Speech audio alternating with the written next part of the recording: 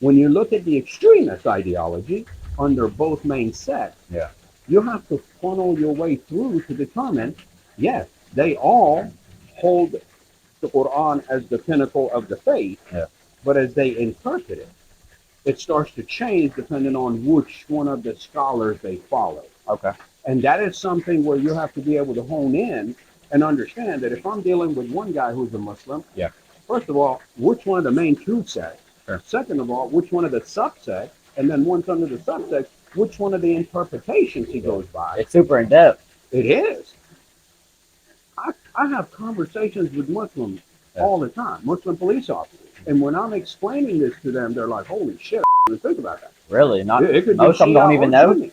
And the reason for that is when you're born into a tribe, when you're born into a country or a specific region, Sure. you're going to practice what is prominent in that particular area, right? Okay.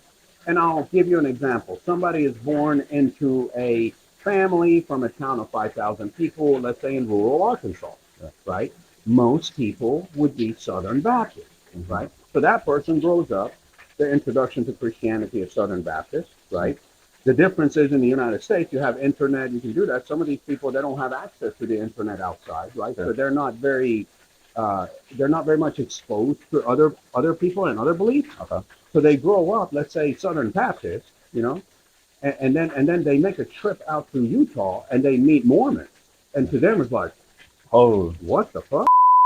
Because they've never met a Mormon before. Yeah.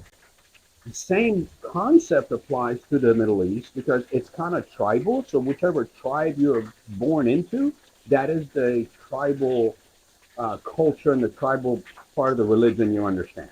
Okay. All right.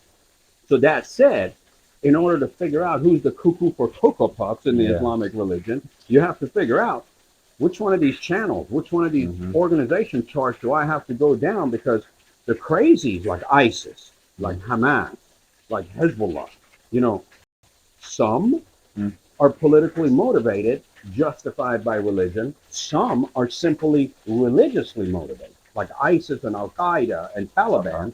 They're straight up